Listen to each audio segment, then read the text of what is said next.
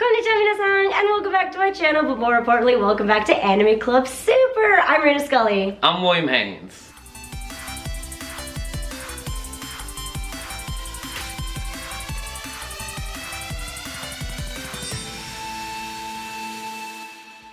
So this week we watched Ponyo. It was my first time watching Ponyo. Me too. Surprise. I thought I was gonna hate it. Me too. Cause underwater. Yeah, I know. I knew nothing about Ponyo. Yeah. I knew I just only seen like the poster. Yeah. But as we started watching it, literally the opening scene, I'm like, Reina's gonna be dead. Like it's like jellyfish or like prehistoric fish. Oh my god, when I saw the coelacanth, I was like, whoa. Yeah, I was like, you're not gonna like this at all. But you know what happened? As I was watching that opening scene, I'll call him Dad for now. You know, the redheaded ocean. Don't know what his name is. No, yeah. I don't know either. Yeah. As he was making all the things out of his like elixir and stuff, it started looking a little bit more like space to me. Mm-hmm. So I could appreciate it more, and also because you couldn't like see the depths of like the coral and all that other like weird, scary stuff. I feel like I could just pretend like it wasn't underwater. It's just like there's like floating fish around. Yeah. You know, like Nagi no Asuna? Yeah, it definitely felt like Nagi no Asuna. Yeah, like that, like where it's like they're in a town and it's underwater and they're fish, but like it's kind of not underwater. Yeah, you can watch it still. Yeah, and that's something so anime. This is such an anime thing. World, yeah. First, like impressions, like I went in expecting not to like this movie because I've heard people be like, yeah, it's just whatever. Me too. I've heard people not love it. And I was like, oh, this movie is actually incredible. I love this story. I love this movie. I love everything about it. It felt so real. This is one of the most different Miyazaki movies I've ever seen. And yet it's so magical. It's so magical, right? because it has so much real in it. The magic in it is like,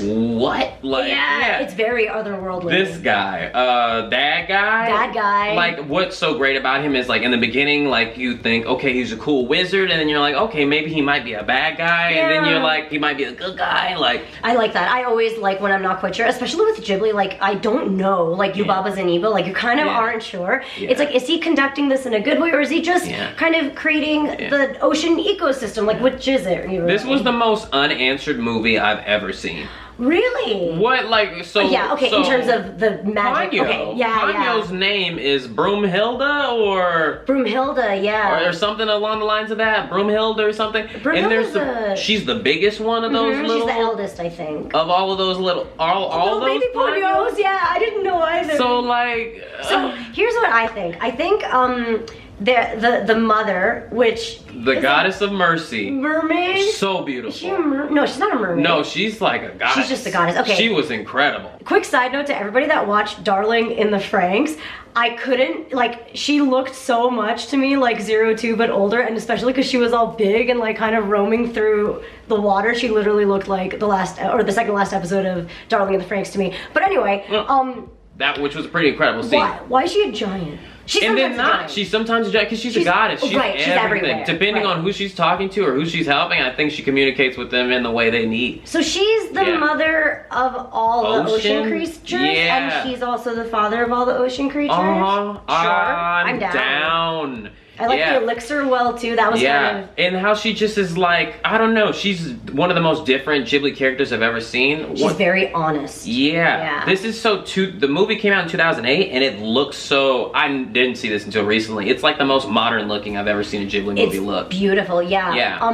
You know the waves the tsunami, like with the faces that come after her? I think I read somewhere, or maybe Mike told me, Miyazaki hand drew all of those himself because he wanted it to look a certain way when she's running across them. And I feel it. I was like, oh, this is so you to like care specifically about when she's like doing all those that's motions. The part that got me. I think it was just straight to like the part that like got me, that I was like, holy snap, this movie is like incredible, was when during that scene in Ponyo's, like, I guess she has her feet now, so she's running on top of the and you can hear the sound, like it sounds like kind of pitter-patter almost. The pitter-patter, because like water to her isn't like water to us. No. Like when she's in her magic form. Yeah, and she's like literally running on top of it, and the sound it's making, she's so happy and running. And she's like, I found you, there you are. Yeah, and she's so fast. Yeah, and it's also one of the most intense scenes because I'm like, they're gonna die because she's trying to get across a bridge. Yeah, that I did. I was like, why do you have to go over the bridge? Go back to the senior center with Sosuke. Why not go to the... I know their house is on the highest portion, so I would argue maybe like, oh, you want to go home because you know that you're in the safest area and it's almost a lighthouse. Yeah. But if I were Lisa, I would have turned back and went to the senior center with Sosuke. Lisa. Yeah, her name is just Lisa. I like her a lot. I wish I was married to her. Question. That's really his mom, right? Yeah, that he calls Lisa and his dad. And Koichi is his dad. Okay, so fun weird fact. In Japan, it's not that weird to call your parents by their name, but that's because you want to dissociate with them, like you're like mad at them, or maybe you're like an angsty teenager and you're like, you don't want to call your mom, so you're like Carol. Like it's kind of like that. But when young kids do it, I think it's a little sad. Like, okay, my cousin calls my aunt, her mother, by her name for some reason. I don't know why. It's just like what she does, and she's always done it since she was younger. And it's not weird at all to me, but when a kid does it, as an adult, when I watch a kid do it, it makes me kind of sad. Yeah, I'm like, weird. That's weird. Yeah, yeah. My mom was like that to her mother, and my grandmother, we always called her just Hattie. She didn't want to be called grandmother. So like, so I totally relate with that too. Yeah. I'm down. At first I wasn't sure because of the naming thing, but he's a smart boy though. He's a really smart boy, and he obviously loves her, and he loves his dad. They seem like young parents, but yeah. That's kind of the fisherman life though. I heard that Miyazaki went to a very small fisherman village and stayed there for 2 months to write this, and wanted to really observe what their real daily lives are. And and I feel like Koichi being like a young fisherman on his own boat, and he's like the captain, that's like a really big deal, so Lisa like has to be okay with it and has to protect, not protect, but like... I didn't realize that it was his boat. That's why he's the only person that's signaling someone. Yeah, and that's why Sosuke's so proud, and like that's why you're okay with your dad being gone for so long. She's like, Baka. That's my favorite, I love that scene. Yeah. I loved all the grannies. All the grannies, and that one of them was like the recasting of from Howl's. The Witch of the Waste, and then I think the other one that has a wart on her face is kind of like Zeniba and Yubaba, and also like the grandma, Kenta's grandma from Totoro, and I think that is Miyazaki's grandma. Oh yeah, that's Miyazaki's I think the one with the wart is always that, like, she almost looks a little bit frog-like, like that's always, I think, Miyazaki's grandma. Yeah. And when they got to run was pretty incredible. Wasn't it beautiful? Because they talked about her, and I was like, oh, that's a beautiful sentiment, and I'm sure like elder people feel that way. But then seeing them like actually running, that was gorgeous. And I think what I picked up in the beginning of the movie when Sosuke is showing the elders like the Ponyo and the bucket, and they actually look, because Lisa never actually looks. She's like, she believes him. Yeah, she's like, But she's also not entertaining him. Yeah, she's not entertaining him. Yeah, but they look and they see it and they realize what it is. And that's because I think originally I felt like he was trying to say that which he had said before, that as you get older, like kids and really old people are kind of similar. Yes. They kind of have to be taken care of, and that's why in the end, once they were able to run, they were totally kids again. They were like fucking running into each other, and it was very beautiful. I love that. There actually is a phrase in Japanese that means to return back when you're old.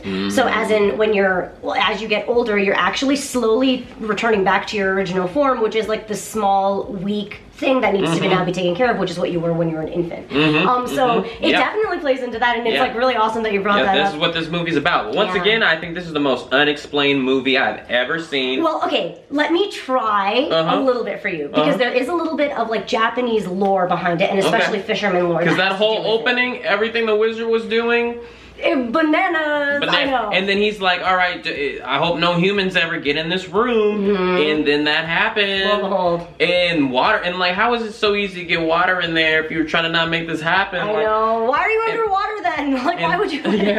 Yeah, if this is where this needs to not be. And the part that really got me, so we didn't see red-haired dad guy for a while, and then he had all the old people. He was with all the old people. Okay. And now they can walk now, and I'm not sure how any of that happened. So when, so Ponyo, I think, is magical. This goes back a little bit with the fact that the mother of Mercy or whatever is her mom. I think Ponyo is special amongst her like batch or litter of whatever, or she grew up the fastest or whatever. And therefore, I'm assuming that this magic that possesses her is always around, but you're supposed to be in water, a little bit like a mermaid effect, a little mermaid effect. But because she went to Earth, her magic probably became either like wacky or stronger, depending, and therefore like she can turn herself into what she wants to be, which is human, right? And in doing that, I think that disturbs the whatever magical, I guess, like normality there is in underwater for them. And her turning was like a big deal. You know, like she couldn't, like they couldn't contain her in the bubble, and even when he like used his most powerful elixir and bubbled her and put her in the thing, all of her sisters and brothers opened her up and like let her out, you know, so there's kind of no stopping her. And then she was the one that got stuck on the thing and opened up the well, and I think now there's like too much magic. There's too much magic. Yeah, so I think she opened up for a second he said like reality has been morphed because all of the really old fish were now in the real world. Right, yeah, the Cambrian age and stuff. That was a little confusing for me too. It's like, do you want that to happen or not? Because it seemed like he wanted it in the beginning. Not quite sure. He did seem like he wanted it, and then it did happen. Because he says something like, "Oh, everything is so polluted. I wanted to go back to the Cambrian age when there were more fish than people that had the ability to pollute this stuff." Yeah, because remember the boats were also trying to clean the thing and she got stuck in one of them. She got stuck in there. So this is a great movie. Yeah, I love it. Totally gets such a low rep, but I love Ponyo. I thought it was really well paced. So the reason why I think the grandmothers were suddenly in this like magical thing is because I think he was spending a lot of his time trying to fix a lot of that magical crap that was going on, and he knew that he needed Sosuke and Ponyo to kind of be at the same place so that they could all converse, but Sosuke and Ponyo obviously think that he's the bad guy, so they keep running away from him. So I think he knew that by being like, look, old granny is like, you know, you're close with them, like I'm not, like the tsunami just happens because it happens, like I need them back here, like can we like bring them back here, like we're not bad. And I think that's just what it was, like he needed to maybe, Ponyo needed to be a little bit less stubborn, the dad needed to be a little bit more understanding, and like be accepting of each other's worlds, I guess. And also when Lisa was talking to the goddess, like what? Like I don't know. She's like very accepting of all this magical stuff. She's like, oh yeah, Ponyo seems to be a magic baby. Cool. Cool. Let's when give her some top happen? ramen. She loves ham. Her favorite. I know ham moves. She likes love ham. Yeah, she seems that all of that was really good. This is a very relaxing movie. I love it. Just realized that you pointed out The Little Mermaid. Yeah, very similar. She falls in love with an Earth human, a human boy, red hair. Yeah, turns human because of that sheer want and will, and then kind of fucks up like, you know, land people versus water people stuff. Very similar. Yeah, she like couldn't talk and then she could talk. Like, but I loved I like Ponyo a whole bunch. Yeah. Now that's his sister or like what? Like, I don't know, were they supposed to be in love or what? Well, I think they're supposed to be in love. They are supposed to be in love. Yeah, and I don't She kissed him on the lips. She kissed him on the lips. And she drank his blood. That's also very darling in the Franxx. Anyway, so one weird Japanese lore thing that I want to bring up because I kind of messed up before. The tsunami that happens. So when Sosuke first shows Ponyo to the older ladies, Toki, one of them that seems like the most, I guess, aggressive, says, oh my god, that's a jimengyo. That doesn't belong here. Throw it back or else we're gonna get a tsunami. Yeah, a fish with a face. Yes. So jimengyo are real things in Japan. No way. Yeah, they're ugly. But there are a lot of koi that have interesting patterns from their, what's it called? From their like out scales. Yeah, and they like blend a certain way and it kind of looks like they have a fat face from the like upside. And they're common and they're just fish. They don't actually have a human face. It's just the shadowing and stuff. It's like contour. But legend has it that if you were to pick one up and try to look at its face, because it's a human's face, it will like freak out and basically cause a tsunami because the ocean wants it back. Oh, which is literally what this movie is about. Yes. And Toki says that because like it's kind of I'm sure it's huge fisherman lore in Japan. Yeah, that's what happens in the beginning of the movie. He finds it, looks it in the face, and then the ocean like tries to take it back, but he's a kid, so he doesn't even notice. No, he just thinks it's like things are happening, and also he's probably used to tsunamis and stuff, and also like Ponyo is just like very fun and distracting and interesting to watch, so I would be distracted too. This whole movie is weird in the exact type of way I like. I like it too. It's very wholesome, but like also kind of real, and I thought it was paced very well. Yeah. I was never bored, and I was always like, oh, I wonder what happened to this character, and then they'd like bring him back, you know, or like they'd like kind of resolve it, which is, in my opinion, rare. In like Ghibli movies, I'm always like, wait, what just happened? I'll just let whatever. Yeah. This movie was definitely resolved in the end. Yeah, I do like that it was, okay, so I do find it was simple, right? Because it's like, oh, so you love her, and then the mom was, was it a wedding? Like, because she was like, do you really promise to love Ponyo even if she's a fish? And he's like, I do. Yeah, he did. And they even like sat outside and with the grandmas, and it was a little, was it a wedding? Maybe, I don't know. Yeah, this is one of the first time like where there's a Miyazaki movie about like, oh, we love each other. It's usually more about friendship, but like or like the journey. That was kind of different about this movie. Yeah, because even in Howl's like we discussed how is it like true love that's the real answer? Like she's the most powerful when she's with Howl. Before this one. Yeah. Yeah, so. And I do kind of see those similarities. There's a lot of dependency on the characters for one another, whereas in the past I feel like every character felt very independent and they intermingled well, but they weren't dependent on each other, you know? But this, it's like, one doesn't exist without the other at all. They want both, like Sosuke would not be interesting without Ponyo, Ponyo would not exist without Sosuke, whereas in Mononoke though, like San exists and she has her own shit going on. Yeah, she does. With Iboshi, and obviously like Ashitaka has his own shit going on, and they just happen to intermingle. You know. Yeah, this is definitely very different. He took all his concepts and kind of flipped them with this one. This one's like slice of life, damn near. But it's also, it is. It's slice of life if you really believed that fantastical things happen in a like everyday span, I guess. Like, which is a lot of anime, a lot of slice of life anime. It's like, everything's normal, but I have a witch friend. Or like I have a witch mother. And I'm totally into that genre of slice of life, but people accept that crazy things happen. Like how all the waves are like fish faces and like whatnot. Like I like that they had personalities. I loved everything about this movie. Yay. I must say this was a surprise for me that I enjoyed it, and I really went in being kind of like, it's about underwater crap, and she's a goldfish, but she was so cute and charming. I heard that Miyazaki was disappointed because a lot of kids didn't like this movie. Yeah, exactly. That's literally what I was thinking about when you were saying this. It seems like it's supposed to be for kids, but like it's not. Kids aren't gonna get it. I appreciate it as an adult. If I was a kid, I'd be annoyed at their behaviors. Kind of like how I told you I was annoyed with Kiki because I watched it when I was her age, and I was like, I'm 13 and I'm frustrated too, but like I didn't make those decisions, or I'm at least nice to my mom. Like, you know, there's like things like that, right? And with a lot Ponyo, of real reactions. Yeah, and with Ponyo, I feel like if I was young, I'd be like, Sosuke, like, no, actually, Sosuke I'd probably love. Ponyo, I'd be like, no, that's like way too selfish kind of thing, you know? Like, you have a purpose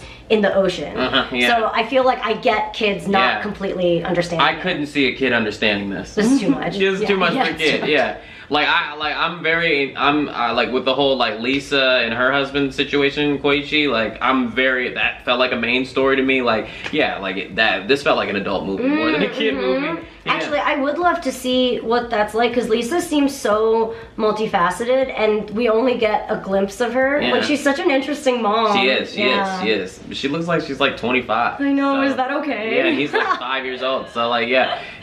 I love it. I give this movie, I'd say 8 out of 10.